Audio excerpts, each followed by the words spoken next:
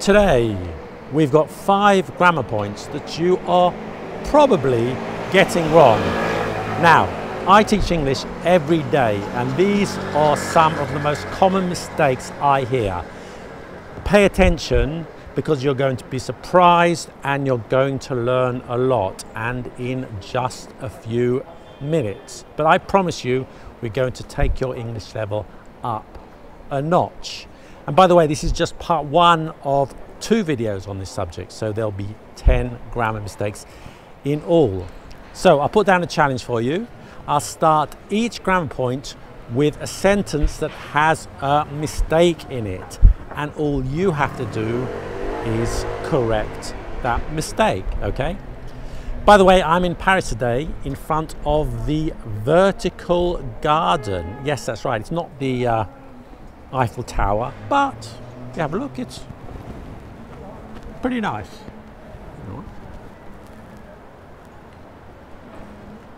Anyway, I'm off somewhere a bit more comfortable. It's chilly here, and also somewhere a bit quieter. So, see you in a moment.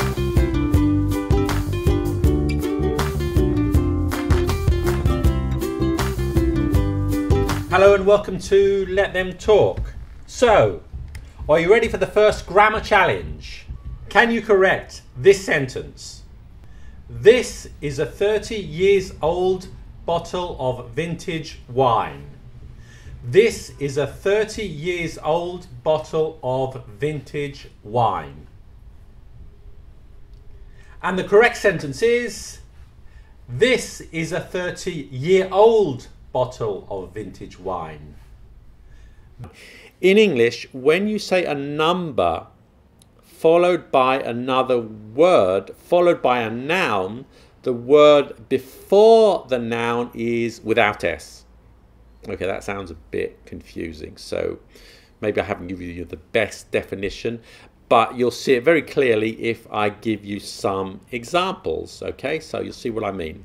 Okay, so I work a 35-hour week. Here, week is a noun, but the word 35-hour before it is not a noun but a compound adjective. That's right, a compound adjective that describes the type of week. And we don't put an S on adjectives in English. And remember, 35-hour should be hyphenated. So that's a little dash between the 35-hour and the hour. However, we can of course construct it differently with the S. So he works 35 hours a week. Here, hours is a plural noun and week is a noun. Let's look at some more examples. Any 7-year-old child will know the answer. So 7-year-old is a compound adjective. So the age describes the noun. So it's an adjective and there is no S. And it has a hyphen, remember. But she is 7 years old. I live in a 28-story building. I live in a 28-story building. But the building has 28 stories. I had a 3-week holiday in Goa, okay? I went to Goa for 3 weeks with S. So what's wrong with this sentence? My dear friend, it's always a pleasure to see you. Come and visit me when you want. My dear friend, it's always a pleasure to see you. Come and visit me when you want. So the correct sentence is, my dear friend, it's a pleasure to see you. Come and visit me whenever you want. Whenever you want. Did you get that? Here we want to say any time is okay. Monday, Tuesday, 3 o'clock, 4 o'clock. And whenever means it doesn't matter what time, or it's not important when. So if you are referring to a specific moment, then use when. call me when you arrive.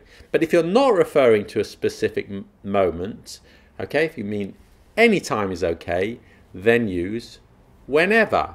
So for example, whenever I get tired, I take a nap. All right. This also applies to whatever, wherever, whoever, which and whichever, how and however. Okay, so for example, you can do whatever you want, okay, and not what you want, because it means anything is okay. This, that, anything, okay. Whoever is calling me at this time of night, I'm not answering. However you say it, it still sounds rude. Correct this sentence.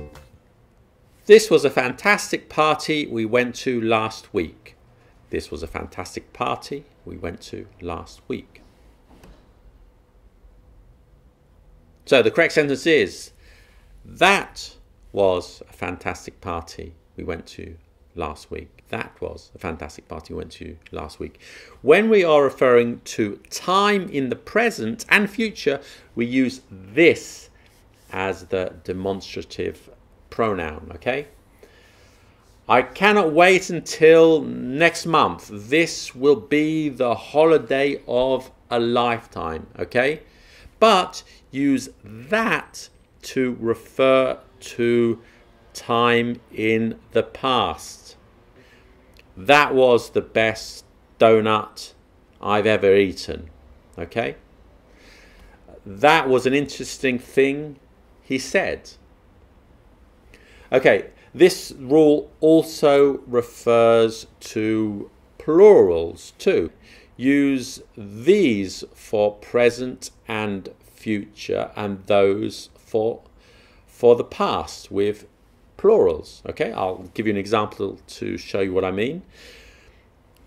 These will be the most important 4 weeks of our lives. Okay, so this refers to the present and future here. Okay, those were difficult times between the wars.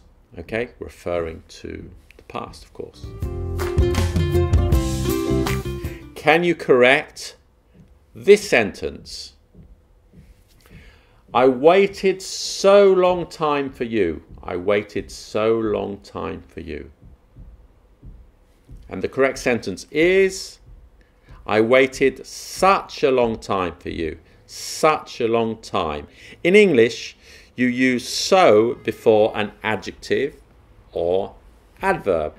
I was so happy to see you. Okay, happy is an adjective. Okay, he ran so quickly. Okay, quickly is the adverb, so you use so before it. But before an adjective and a noun, or a noun on its own, then you must use such. For example, they are such clever children. There you are, an adjective, clever, and a noun, children. That was such a delicious biryani. Okay, Einstein was such a genius. Okay, just with a noun there. Okay, so such a genius. The next challenge, can you correct this sentence? It was nice to meet you today. I now have to leave Rome for a few days, but I will go back next week. So the correct answer is, it was nice to meet you today. I now have to leave Rome for a few days, but I will come back next week. I will come back next week. Though this is a very common mistake, and it's the difference between come and go. So we use come to talk about motion towards the listener or reader. Okay? So if I'm writing to you in another country, I might say, I'm coming to see you next week. Okay? I'm coming to see you next week. Hi Mum, I'm coming home soon. Okay? So we use go to talk about motion away from the listener or the reader. Motion away from the listener or reader. So for example, I'm going to Hanoi next week to visit my brother, okay? I go home twice a year, all right? So that's motion away. Simple, huh? So, how many did you know? Let us know in the comments. And once again, thank you for watching. Stay mellow, and I'll see you in the next video.